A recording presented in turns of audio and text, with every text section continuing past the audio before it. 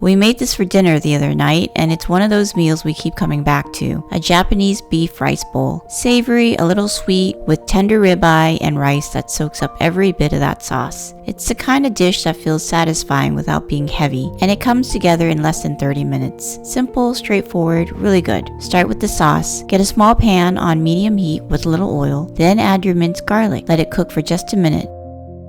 Then add 4 tablespoons of soy sauce, 2 tablespoons of oyster sauce, and 2 tablespoons of honey. The soy and oyster sauce bring that deep, salty umami base, and the honey rounds everything out with a gentle sweetness.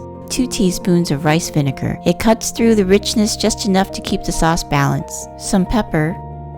Stir it all together and let it reduce for a few minutes until it thickens slightly. It won't take long. Set it aside and move on to the wok.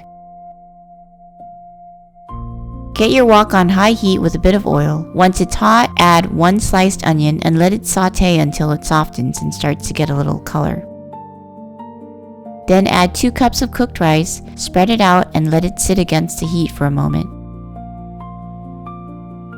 Now add the beef. About a pound of sliced ribeye, laid around the wok. Ribeye works really well here because it's tender and has enough fat to stay juicy through the heat. Add 2 tablespoons of butter and then start stir frying everything together. Keep the heat high and keep things moving.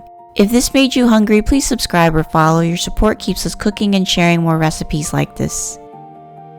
Now drizzle the sauce over the wok. You may not need it all. Add it gradually and see how it looks as you toss everything together. What's nice about this dish is that the ingredients are things most people already have. The steps are straightforward and there's very little that can go wrong. It's the kind of recipe you make once and then it just becomes part of your rotation. The sauce does most of the heavy lifting. It clings to the rice, coats the beef, and pulls the whole bowl together. Keep folding and tossing until everything is evenly coated and the rice has taken on that deep golden color from the sauce. That's really all there is to it. The flavors here just work well together. The richness of the beef, the sweetness of the sauce, and the bite of the garlic. It's a genuinely satisfying bowl of food, and it took almost no time to put together.